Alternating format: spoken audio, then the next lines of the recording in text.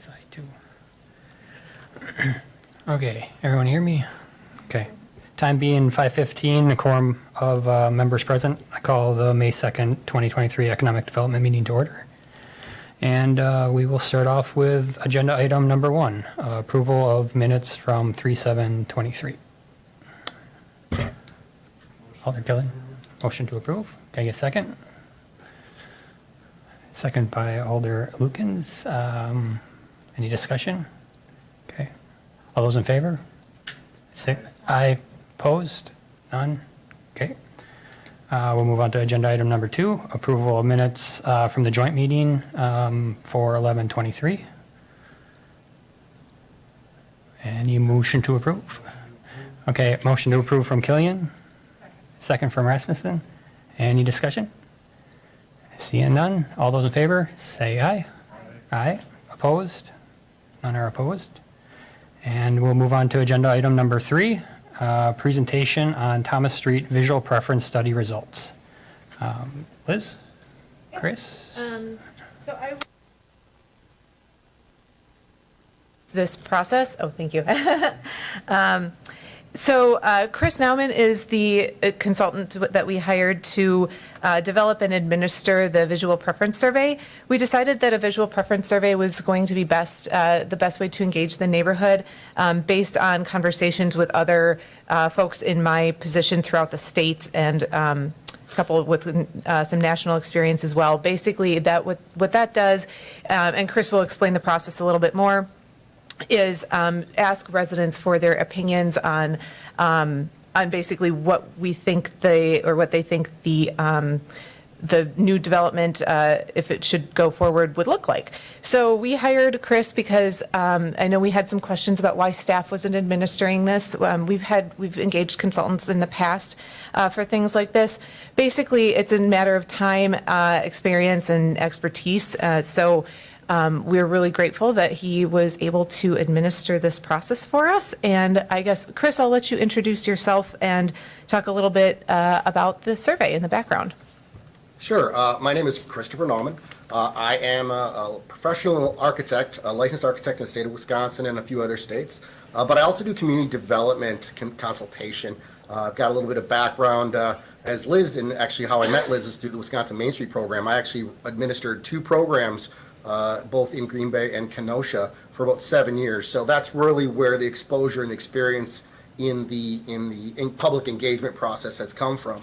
And as Liz has mentioned, there are a number of tools and methods out there that can be used to help garnish public engagement on particular topics that are important to a community. When we first talked about the East Thomas Street project, or the opportunity that's there, I should say, there was kind of this history there, that there was some frustrated people in the neighborhood. Given the history there was some infrastructure improvements made many years ago that improved the right-of-way, but in doing so, some original housing in that area had been removed, and in that there was some desired housing that the neighborhood liked that kind of got removed off the site. And they didn't really get much process. They didn't get much of their voice in that process, and that frustrated a lot of people.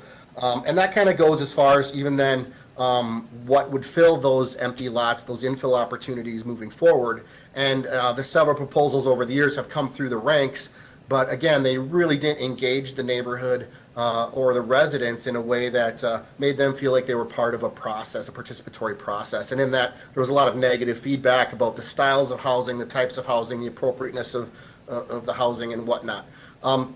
So when we started discussing all those things, the first thing that came to mind was, well, then the first thing is obviously how do we kind of restart this process for development instead of trying to bake up something and serve them. We call it the cake kind of analogy where, instead of baking a cake and throwing it at the residents and have them sampling different styles of cake and telling us what they don't like about each one, why don't we actually engage them in the process to help us bake the cake, actually help us with the ingredients before we go too far forward with any particular proposal. And that's really kind of the starting point that we engaged with, and we thought about the best tools to do that. And something that came to mind immediately was the visual preference survey. And that visual preference survey is a method of collecting data, opinion. It's not really a hard survey like you find if you're going to customer service surveys or those types of things where they're kind of given en masse and you get a lot of volumes of data. What a visual preference survey is, it's a very targeted audience. It asks very specific questions on very specific topics, and then it really gives a comparative, comparative view, because it is all visual, between different ideas and concepts.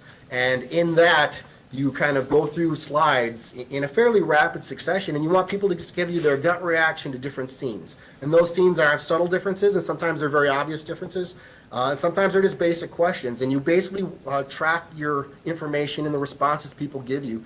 And in the end, you do get yourself a nice little bucket of data that you can look at and say, well, people like this style versus that style of housing, or they like these versus that. And what's nice is if we craft this properly, we get enough, enough correlation between different types of slides that you can start putting relationships together. So that's really what we wanted to do. We wanted to give a very accessible opportunity for people to participate. And I think we did that very successfully in terms of it was open to a wide variety of participants. We even had a couple we had a couple very older people, and we had some very younger people participate. So that was very nice.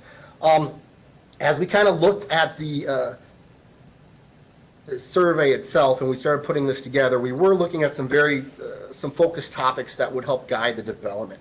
And those topics range from things like development density, transportation, public space, housing design, and then we also took some terminology temperature taking, because as we're using language and whatnot, we want to make sure that we understand the kinds of terms and definitions that are understood and accepted by the community, the things that might be trigger words or things that they don't like. So again, we just want to make sure that we're gauging the community and understanding what they're coming at us with in terms of concerns and how they want to be part of the process. So in that, we crafted this survey. We gave the survey on 2 events inviting the public. One was a established neighborhood meeting. We got excellent turnout there. I want to say there were probably about 50 to 55 people attending that meeting.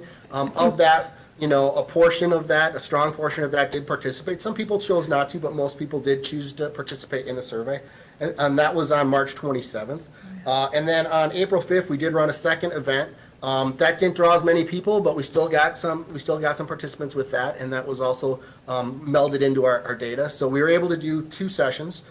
We had a total of 44 people take this survey, and we think that's a pretty good sample given the households and kind of the area we're looking at in terms of the getting a good statistical sample.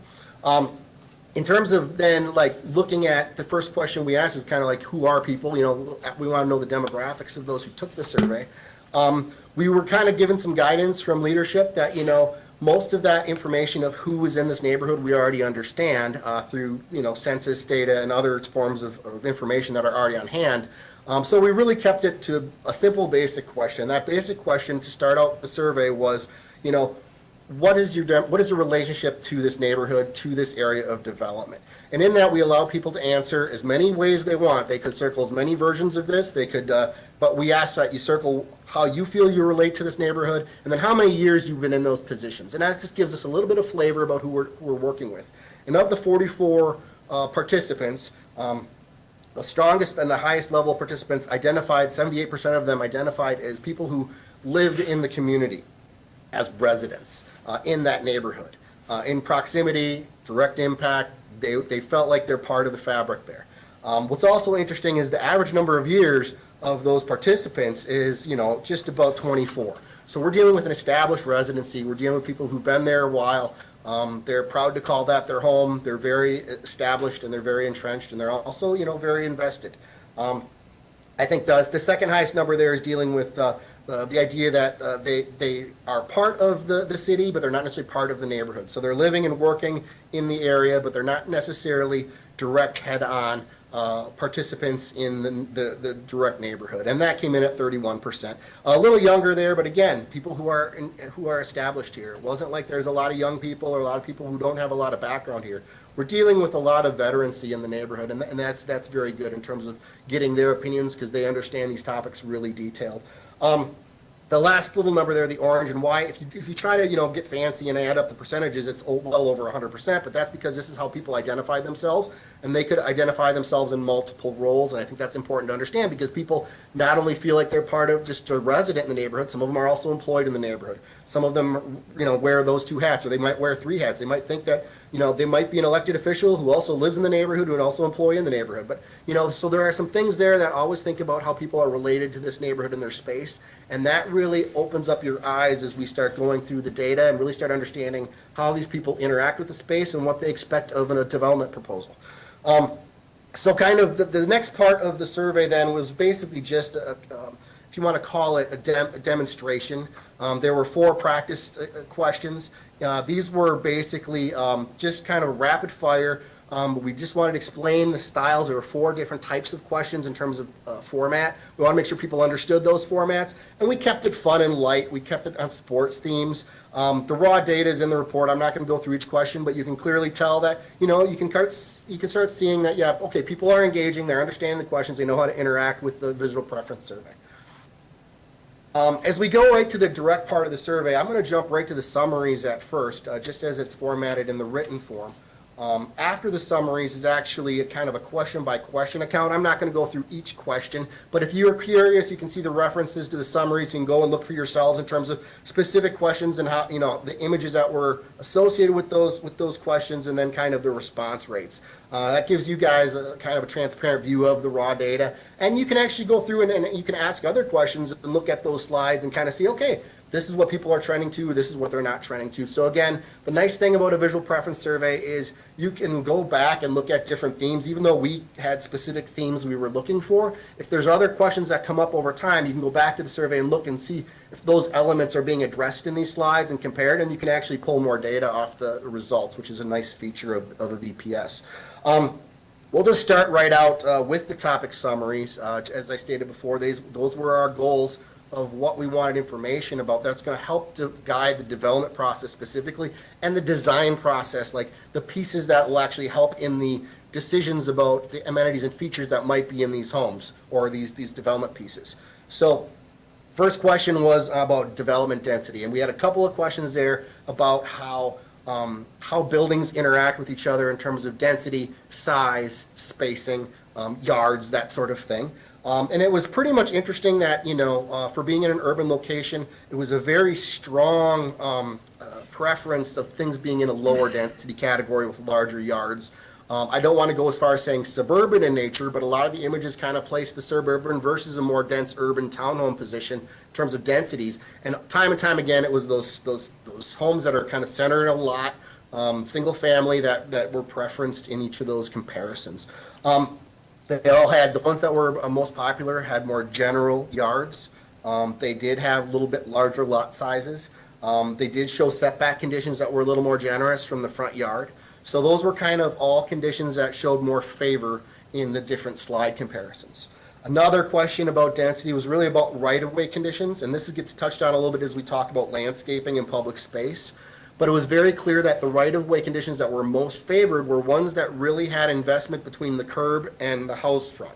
So if you want to call that your right-of-way, if you want to call that the curb appeal, so to speak, but where you have a nice groomed condition, again, from the curb to wherever your sidewalk condition is, there's a little bit of neutral space there. It's usually right-of-way for utilities or whatnot, but those areas that were groomed, had plantings, had tree lines, those were much more favored than just kind of a wide open condition. Then you had a sidewalk condition, obviously, and then you might have a little bit of a yard or a fence line in a yard to then a formal house. That kind of a layout received a lot more support than just a bare lawn with no curb or no sidewalk in a house. So kind of, even though we've got this idea that lower density suburban-like density is more appealing, the urban qualities of the walkability and the amenities were seemingly also valued. So it's kind of like you find, again, these bits and pieces from the different styles that can start putting together this. It's not going to be suburban, but it's not necessarily going to be tight urban either, but they both want to draw from those elements. I think also we talked about how many stories, 1 story versus 2. We had a couple 3s in there kind of mixed in with attics and stuff. Again, just to get people's favorability. And they did show that people really, I think, liked and embraced a 2-story or story-and-a-half model versus just a plain 1-story.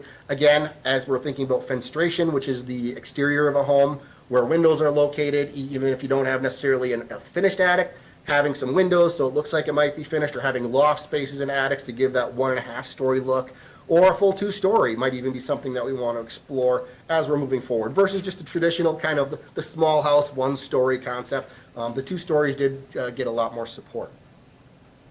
Second topic to discuss is the topic of transportation. People always ask, well, what does transportation have to do with housing development? Well, a lot, actually, because we need to think about not only how service drives work and how people, get to and from their house, with vehicles, the types of vehicles, but I think really the density of vehicles and how they're parked and stored and that sort of thing. So that's where these questions come in. And I think there's no surprises here because a lot of the verbal feedback we got both before the survey itself, when we just had a little free open period of talking, and then after the exam itself, or after the survey itself, when we did have a lot of discussion with the residents, a lot of the parking topics that come up in terms of there's always this street parking that's somewhat obstructive to the neighborhood, and people don't have enough room to park, or they have to have guests over and there's no place for them to park. So there was a lot of conversation around that. So I think it's not surprising that opinions were strong. That vehicular parking was an important feature, that people have garages. And those garages, we kind of said, what style of garages? Are they going to be attached versus unattached versus something in between? And I think really in between or attached to the side were most favorable.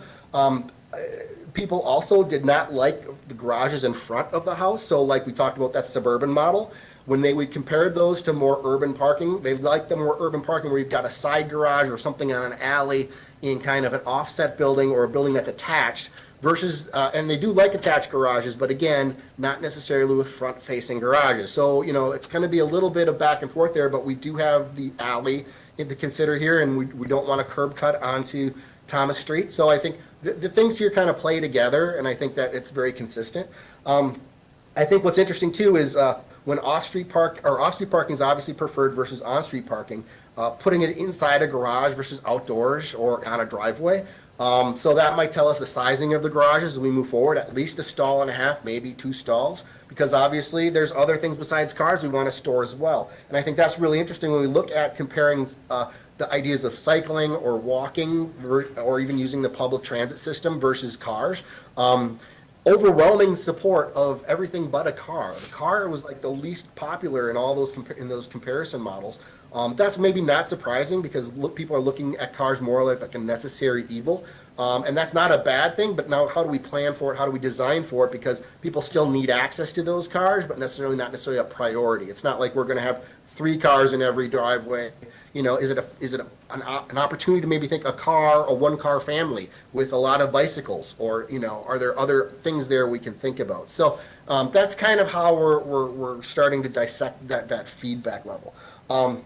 I think we also want to talk about alternative forms of transportation. And when I say alternative vehicles like electric vehicles, I think that's an important thing to think about. That market has changed so dramatically in the last 5 years, and it's only going to keep evolving moving forward to either a hybrid or a full electric situation probably in the next 5 years.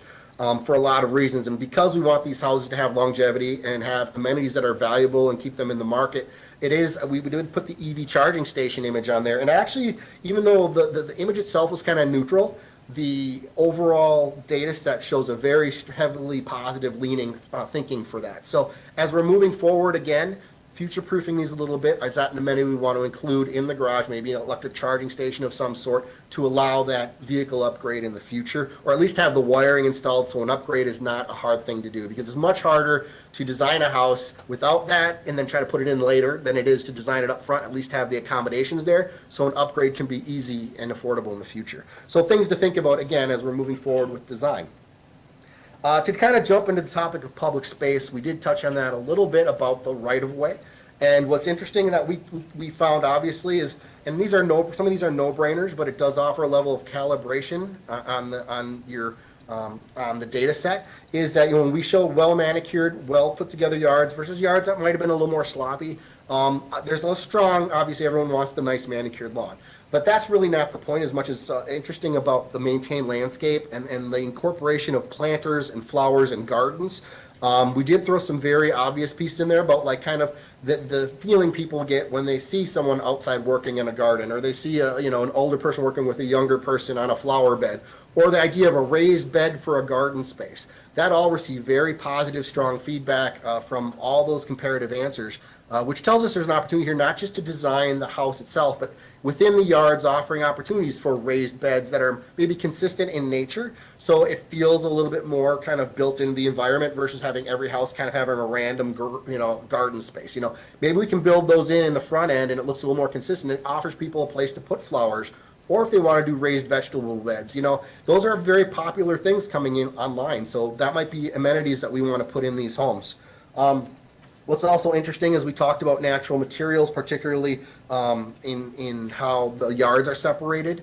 And I did find a small typo there. Autocorrect got me between stone and wood fencing versus food fencing. I apologize on that, just missed it. But really, stone and wood being more popular as a fence type than a hedge. And again, those are just general questions about what people want to see. If there were separations between these yards, how that might look, how that might feel. Can we kind of vary the materials up so not every place has the same style of fencing, things like that. It was very helpful to know that. Also, we kind of threw in this concept of, an idea of a park, and it got, it's kind of just a playground image, but we got a very strong positive reaction. And I think that kind of goes to say that people like their outdoor space. They'd like to see kind of younger people engaging in the outdoor space. And is there opportunities within this site? I know we've got some open spaces that we're kind of figuring out. Is there opportunities there to integrate a bit more equipment to have that play aspect accordingly? And again, more conversation needs to be had. There's nothing on the table being proposed. It's just a level of feedback and positivity that we wanted to pass on. Topic 4, in the actual specific housing design, now we're really talking about the elements themselves of the housing. And this is where a majority of the questions really focused, and we got some really strong data, and I'm really happy about that. A lot of this has to do with the aesthetic of the home. We purposely did not want to show interior elements. That's going to be a separate part of the conversation as we move forward, because we'll be talking to, I believe we're looking to engage with like realtors and talking about what's good in the marketplace in terms of elements that we should include to make these houses, withstand in terms of value and amenities. But I think what we're really talking about here is the exterior elements. So how does the house look and present itself? Because that's really where the neighbors have the most impact. And I think there was a strong aversion against modern design, which is somewhat surprising to me as an architect. I embrace modern design and I like it, but I also appreciate and execute traditional design. But it's nice to get that level of feedback that the modern flat roof and the panelization and kind of that modern look, that modular look, is really not what the neighborhood is looking to have. And in that, even though that might be a popular thing in the marketplace right now for developers to put up, that's not what the neighborhood's looking for, and it's clear by the data set. So very traditional kind of gable detailing. Excuse me. Just need a little water here. Thank you. So we're just kind of dealing with the types of materials on the exterior, the gabled roof designs, traditional construction details. We did put in some other elements, like how do you treat a front door? We kind of had a lot of really nice looking deep porches compared to like just like a portico or a little bit of a stoop kind of situation. Interestingly enough, there is a stronger preference to the front porch, which we're not surprised, but not the ultra deep porch, not the porch that people want to sit out on all day on their rockers and just watch the world go by. That didn't get as much support as we had thought. Although just a nice wraparound or kind of a little bit of shallower but a nice front porch is still something people like a lot, much more than just the standard stoop or covered stoop where you walk up and there's just kind of just maybe a step to a front door. People like a little bit more space in front of that front door that, you can put some plants or do some elements. So I think that did tell us a lot in terms of how people approach houses and the elements that are important to them. What was also interesting is we talked about exterior cladding, and that was really what's the skin of the building. And in that, it was very prominent, traditional horizontal siding, and that's really what's in the neighborhood already, is something that's very popular from a look standpoint.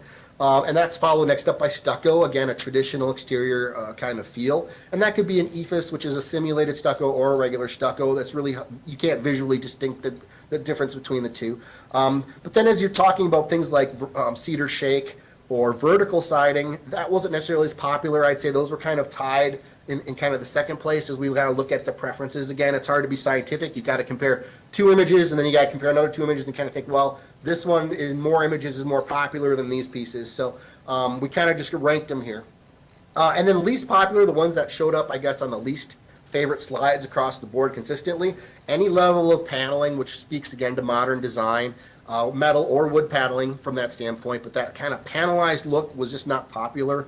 And surprisingly so, every time we had a masonry comparison, masonry and stonework, in terms of brick or stonework, was always ranked lower, sometimes dramatically. So I think people really want to kind of stick to that standard horizontal siding and not necessarily mix it up with a lot of different materials or a lot of different stone versus, coming together with siding. I think they really want more of a simple exterior look, which again speaks to the type of style that's already in that neighborhood and consistent with what's going on. We also we looked at things like windows and a few pieces like that, and we got a little bit of data here and there, but nothing real consequential that would be, I guess, decisive. That's not to say we didn't get good information. I think we can use that as we look at transom windows versus double hung versus eyebrow. But I think, we really want to, take some of that design language directly from some of the existing houses there with a little bit of a visual inventory, and that can happen through the design process of kind of looking what's already applied there and thinking about how that fenestration is applied in future designs. Excuse me. And then finally, the sustainable elements, and we talked about the EV already in terms of the vehicle elements, but when we also look at things like solar panels, there were a number of slides that specifically asked for kind of the temperature on solar panels and compared solar panels to non-solar panels. And I think they all offered a strong favorability lean, which again is kind of speaking towards what people are thinking about in terms of importance and I think future-proofing these homes. It's not only our job to make something that's marketable, but something that's going to be efficient and environmentally conscious, because I think we're trying to make an investment in the community, not just, in the housing market. So we want to make sure that these are maybe high efficiency, and I think looking at some different technologies to help with that is going to be a responsible move. So I think all of those showed a lot of favorability in terms of things that we can keep exploring and getting support behind the community for. And then the last kind of piece on topic 5 is really discussing those specific terminology components. And this is kind of those hot button words that people like to throw out, and sometimes it's a good word and sometimes it's a bad word. We just want to kind of take a temperature gauge. Nothing surprising here. When people hear about nonprofit developers, particularly in this situation, their ears are perked. They're much more interested in working with a nonprofit, non-traditional developer than kind of the traditional developer that comes in and throws something there and says, take it or leave it. So I think there's an interesting opportunity. Words like sustainability, starter home, affordable housing, feel-good words that talk about the style of housing we're going to do all receive very favorable opinions. But interestingly to us is the word own over rent. People want owners in there. They don't want renters in there. I think that's very telling of the fact that we want people who are going to invest there and stay there a while. We don't want a high turnover of residents. We want a place for families that they can have a starting point, get their feet on the ground there, and really invest in the community. And then I think finally the one or two pieces here that are kind of a little iffy is, people aren't real sure about the city as developer, and I think that is going to be a topic we're going to explore more, because that is the direction kind of we're moving forward with, and maybe not as developer, but as facilitator. That might be a better word. But people don't necessarily want the city to be in the housing production business, but the city as a facilitator, because it owns the land and it can bring people to the table and resources to the table, is much more of a facilitator in this case, and something to think about. And then finally, market rate housing really came in even, which is interesting because quite often market rate is kind of demonized because of the high rents and because of the styles of housing that brings into a neighborhood. It kind of was even here. It was a little bit favorable on market rate housing. So something to be, identify is we don't necessarily want to do the cheapest of the cheap housing just to knock it out. We want to put a little bit of effort into it because we want it to be successful as a market rate project in the future. So that's something to also consider. So, we did get some very strong data that I think really illuminated the topics that we asked. The next section of the report itself, and we're not going to go through every question in the interest of time, but each one of the 50 questions here shows the imagery of the slides that we show, and then highlights the statistical response rates that we did receive. So I think in that, again, you can ask your own questions, you can come up with your own conclusions, but the raw data is there for your own analysis. And then finally, we did have some selected comments at the very end. And we had an open-ended component on this. Not only did we ask some survey questions at the end of the survey itself, saying, well, did you like this process? Was it important to you? Are you Do you feel more informed about what's going on there? And for the most part, people people who didn't take the survey before, it was this first time this type of process was exercised by a lot of people. But most of people really thought this was an appealing process, and some of them thought it was very appealing. So they do feel like their outreach is being made and they're participatory in the process. And I think we have a 91% favorability saying yes.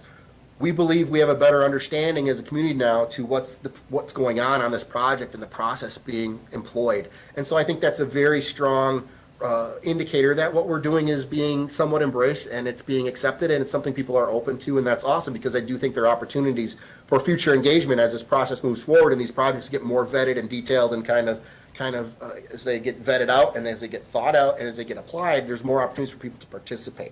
And then finally, we did do general feedback, and it was just open-ended answers. We put as many of them in here as we could. We kind of kept out ones that might not have been relevant to the project itself. People love their opinions, and they give us a lot. Some of them are very long paragraphs, so we had to summarize them. But for the most part, these are direct words of the respondents that took the exam or that took the survey that wanted some of their opinions heard. I think it's a pretty fair cross-section. Some concerns about handicap accessibility being thought about in these projects. Some topics that, people just showing a level of appreciation. Some people showing a little questioning, some, okay, I'll kind of believe it when I see it kind of thoughts. But also there's some, people have sincere feedback. For instance, there is concern about environmental issues on the site, and that's something obviously the city's going to be working on as we move through the development process. And then, there's still this question about, is the city being a developer a good idea? But again, if we shift the thought and think about us more of, the city, I should say, as more of a facilitator to get the development that you want, versus, again, a third-party developer coming in and doing it for you. So again, this is kind of the feedback we got. We were very happy with the results and the data set and the participation rate, and I was very happy to bring this information to you today. So, Liz, I think you wanted to open up a little bit of a Q&A at this point. Yeah, absolutely. I, of course, want to hear any questions that the committee has that either one of us could answer. And then I do have some pieces that I would like the committee's input on for next steps going forward. And those are particularly, Chris talked about the sample size. We had 44 participants of over 250 flyers we hand delivered door to door. So that's about a 17.6% response rating. My first question is, does the committee feel comfortable with that as a response, or do we want to conduct a third visual preference survey? And then going forward, I would love some opinions on, I have ideas of roles of who we should include in kind of an internal planning. I'm calling it like a Tetris meeting of like, how can we put these things together, giving funding and environmental parameters. But if you have specific roles of people you would like included, I think that would be helpful too. So any questions or feedback? Any questions? Alder Rasmussen? Thank you. Not a question so much, but I think that the response rate on the visual preference survey is good. I think historically when we've done other surveys, that's a reliable enough sample.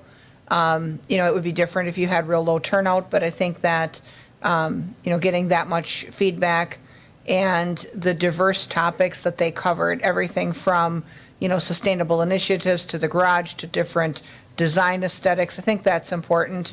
And I think that's likely information that you should then, rely on as you move into the design process. And, knowing that the more we spend, the fewer we can build. But I think that, knowing that we're building these with ARPA dollars, we have to be mindful of the cost, but then also incorporate the elements that they want to see.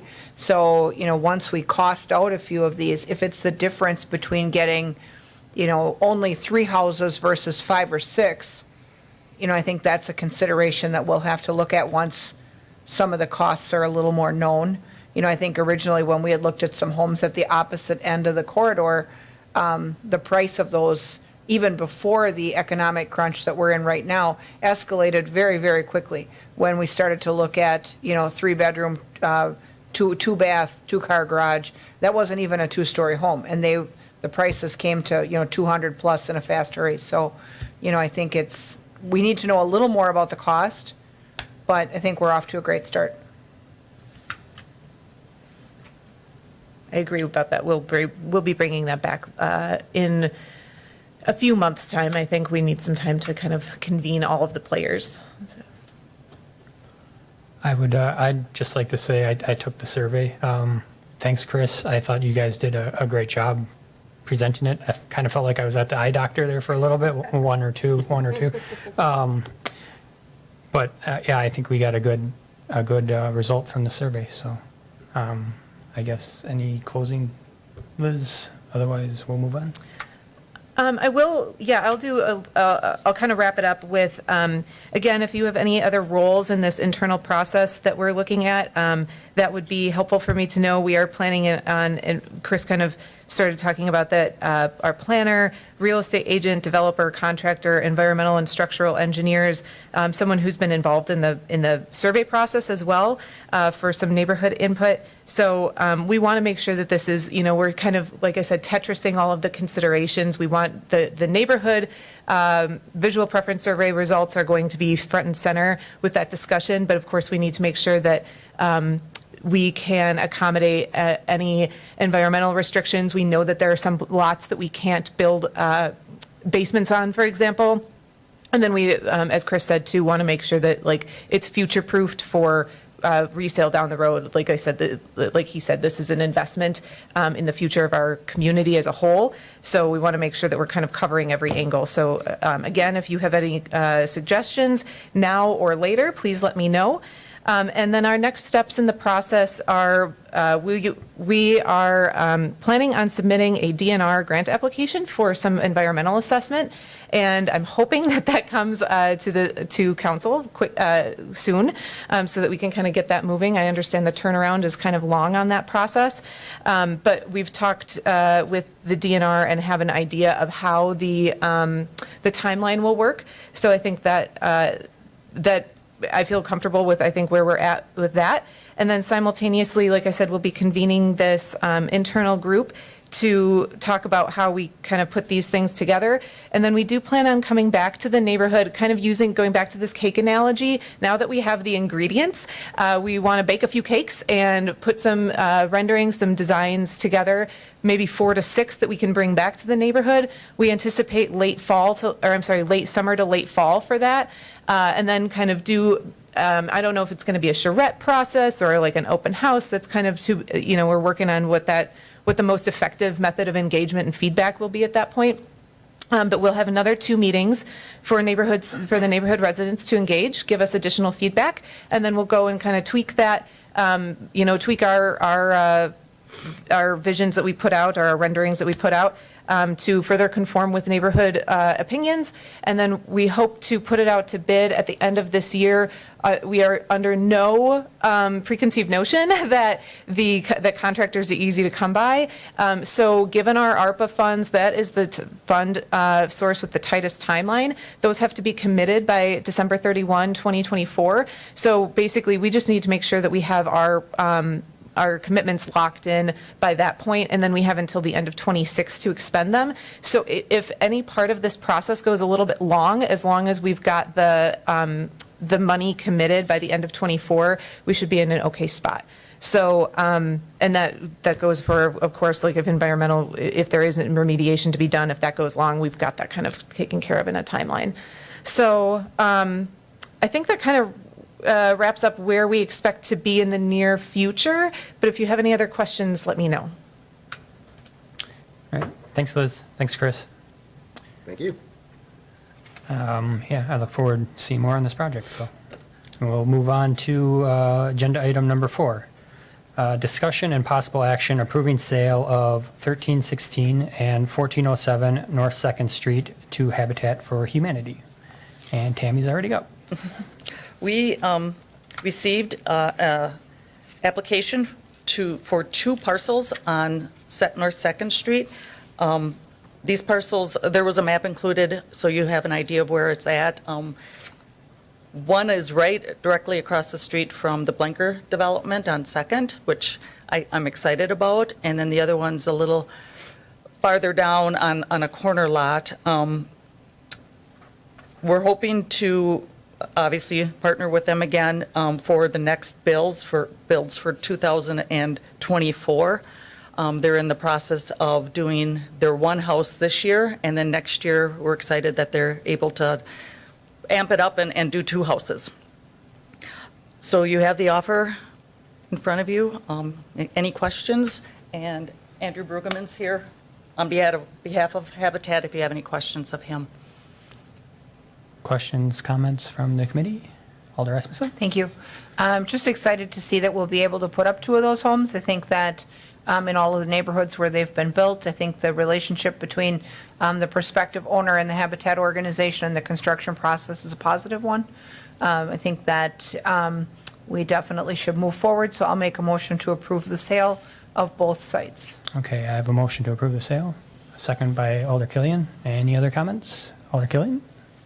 Thank you, Mr. Chair. Yes, I think this is quite positive, as usual, from Habitat, and I, too, am happy to see them in the vicinity of the newish Blinker development, and I think, Blinker did a nice job on those. However, in working-class neighborhoods, I think there's a difference between revitalization and gentrification, so I'm pleased to see that there will be some preservation of affordable housing in that area, and this is a good start, and hopefully there'll be more to balance out the prices that Blinker has injected into that area. It has been working class historically, and I think it's important that we don't cause displacement, so this is a nice balance. Thank you. Any other comments? Seeing none, I'll take, I guess, all in favor of the sale. Signify by saying aye. Aye. Aye. Aye. All opposed? None are opposed? Okay. Thank you. On a side note, the next Habitat house will be moved on its site on 6th Avenue in a couple of weeks. 17th, I almost said 15th. So we're really excited that that's happening, and the new family should be moving in Is, fall. is that the one with the basement that's all done? Yep. Yes. Okay. Sixth I Avenue. just walked by it the other day. Other shameless plug, our Restore grand opening, ribbon cutting is tomorrow at 4 PM at our Habitat Restore. So officially a Restore tomorrow. So. Okay. Thank you, guys. All right, move on to agenda item number 5, discussion and possible action on commercial rehabilitation program policy. Tammy's back up. I just love coming here. So we took your opinions from the last time we brought a commercial rehab loan application to the committee. It wasn't the best application we had in the past, and with some discussions, we decided that, yes, it was time to tweak our program guidelines. To some extent, we had some great conversations internally just about how much do we want to partner, because we are a gap financer. We don't want to compete with lenders out there. How do we want it to look? And because our funding availability is quite minor now, so we really couldn't change a lot of the policy guidelines per se. And we still want to keep it at a maximum of 25% versus going up to 35, 40%. We did talk about, and you'll see in here that we're looking at changing some of the financing terms. Currently, right now, it's a 3% interest rate deferred for 15 years, sorry. And that's no matter how much you borrow, as long as you stay under that 25%. We were changing that if you need additional funds, we would like to increase the interest rate to 4%, because you're using more city funds. And with the part of, if the loan amount's up to 100,000, we would charge 3%. If it's higher, it would be 4%, but we would like to cap it at 200,000. It shouldn't be an issue. In the past, I think we've only done 1 or 2 that was over 200,000, and quite honestly, it's going to be a long time before we can do that. Right now, in our available funding pot, we have approximately about $45,000, so it's not a lot. Obviously, we're getting repayments every month, so that's great. but it was doing its job. It's out there, which is the great part. We've made a lot of loans. A lot of them are being paid back the way they're supposed to. Sometimes we have to nudge them a little more. Sometimes we don't. I mean, for the most part, I want to say most of our loans are doing really, really good. So the other thing we had talked about is how do you want us to proceed with these applications? This is the only program that we bring to committees to talk about, to let you know what's going on. Do you want to continue that, or should we come and report on a semi-annual basis or whatever and say, here are the loans that we made so you know what's happening, or do you want us to continue to bring them to you? I'm fine either way. It is a time constraint when we have to, if someone applies and we have to get it on a couple of committees, then it takes a while to put things together, but we've done it in the past. There's just a consideration that we thought that to move things along a little faster. Sure. Alder Rasmussen? Thank you. So this program actually has been one that's been loaned out and repaid and loaned out for a really, really long time, and with measurable success, because this is where you get your facade improvements on commercial buildings. There's buildings all over town where you can see that this fund has been used in a positive way. Lots of pictures of those are available within Tammy's department. And this particular loan program has always been staff approved and then reported after the fact to us as a committee, because it's an old pot of money that they've been using under the same criteria for such a long time and with really good measurable success. And so I would hope that we would continue to just receive the reports for the loans that have been made, maybe twice a year. I mean, obviously, I trust the folks that are managing the plan to continue to manage it the way they've been managing it. They've been judicious with who gets funded and for how much. The application that we discussed a month or so ago wasn't that it wasn't necessarily a good application. It was poor form, really, because it was looking for an individual exception for one person to the rules that get published. And so that really is where I said at that point, if we don't like the criteria, then make new criteria, but you don't make individual exceptions. And I want us to stay true to not making individual exceptions. So once we set this criteria, everybody gets the same criteria. And as a committee member, I don't ever want to be asked to make an exception for one person. I think the staff manages this, and so if someone comes in that fits within the criteria and you approve it, fine. If they don't, and you have to say no, that's completely fine too. And that person needs to accept that, and then, people don't need to be running in here and putting us in a position where, we have to put one above the other or don't. And so I will say, though, that, this is your opportunity to get this program the way you need it to be. Part of me thinks that on those larger loans, it would be helpful for you to give yourself the flexibility to have a shorter repayment period than 15 years, because you're trying to collect this money back to recapitalize your fund and loan it again. So, the higher that loan amount gets, the longer it's going to take for you to get that money back in the door and use it again. I would like to see you give yourself the flexibility, or yourselves the flexibility, to make that amortization period maybe 10 years. Or even less, depending on, what the viability is of the project. And, you certainly can screen that out. But if they're all 15 years, you're locked into that 15 years, and then you just hope someone repays early. Well, if they don't, you're out that whole time. You're just not getting that money in as fast as you might want it. So I would like to see some flexibility where, you can have a shorter repayment on some of those bigger ones. I'm good with the 3% and 4% interest. I think that does need to evolve a little bit. I mean, heaven knows what banks are charging right now. I do think, though, also make sure that you've given yourself enough flexibility with your 25% cap, because ultimately you guys make these decisions. So if you are given the flexibility to go to, 35 or 40% on a worthy project, they won't all be. If you don't build that in, then your hands are tied and you don't have that flexibility. You certainly don't have to approve them. You can still tell people, no, they don't qualify. But if you don't give yourself that leeway, you won't have it. So, I get that you're comfortable at 25%, but, I would say don't cut off your own authority either. So, once we get this, I would like you guys to have the maximum flexibility to get projects done and, get a quick turnaround, and then collect your money faster if you feel you need to.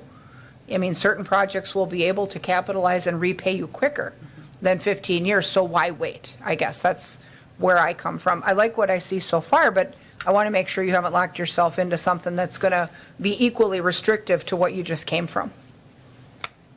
Okay. Alder Killian?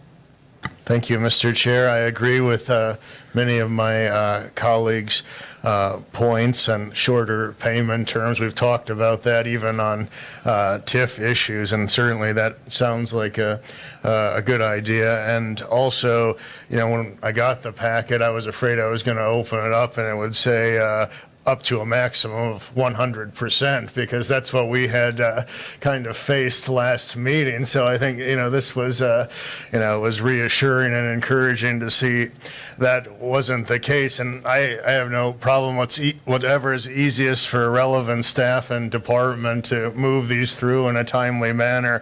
I support that as well. But I think where my opinion maybe diverges a little from some of the earlier commentaries, I think if 25% has worked in the past, and it sounds like most times it has, then, I think that's a good number, and I'd be a little uncomfortable seeing that move up too much. Otherwise, I share the opinion on those other aspects. I think my comfort level really rests with how it was written currently, the maximum of 25%. Thank you. Thank you. Any other comments? So I guess what I'm hearing is we'd like to have you guys, I guess my thought is there any state statute that this has to be 15 years? This is our rule? The beauty is this isn't federal funds. Okay. So we were able to make our own rules, if you want to say. I love the idea of 10%.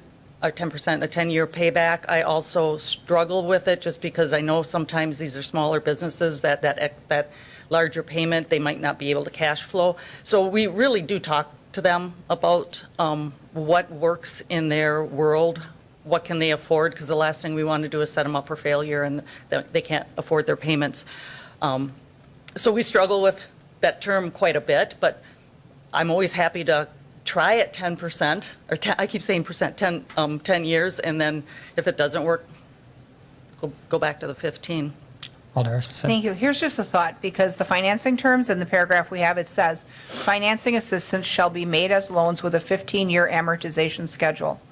What if you said financing assistance shall be made as loans not to exceed a 15-year amortization schedule? So then, I like if you that. are in conversation with somebody and the way the other financing is stacked up, it's a shorter return, you can dovetail with that without violating your criteria. I mean, assume you have the 15 if you need the 15, knowing what this business's situation is. But if you're getting the feeling that they could certainly satisfy it quicker, and it's something that's really going to take off, that would give you the ability to negotiate that repayment term on the front end with the people. I like that. I think, 15's your max, but if you can get it sooner, by all means do it, because then that really opens up your ability to capitalize other things faster. So, I guess, is there a time crunch on this? There's no time crunch. Okay. Actually, in reality, this is the best time to be doing it because, like I mentioned, we don't have a lot of funds. So it's not like the only one we have in the pipeline, per se, is the one that was brought last month before. But it's not something that has to happen today. would you want an extra month, like until our next meeting, to like maybe massage this, like the repayment stuff again? And take some of the feedback from what you've heard here, right? I think that would be okay. I mean, I don't know, I don't feel like we have to set the criteria for you, but get it exactly how you want it and give yourself as much flexibility as you feel you need to make it successful. And, I mean, obviously, all along, you've been telling people yes or no, and you've been doing it fairly, and you've been doing it successfully. So, whatever you feel is like antique in here that needs to go, and, if you need some more wiggle room, like, get it so you've given yourself that, and then bring it to us. That's what I'd like to see. Sure, okay. Okay, seen a lot of nods. Okay, we'll give this back to you guys for a month or more, and we'll see it in future agenda items. Sounds good. Okay. And I guess we'll move on to agenda item number 6, adjournment. Motion by Alder Killian, second by Lukens. All those in favor? Say aye. Aye. Opposed? No one is. All right, we stand adjourned.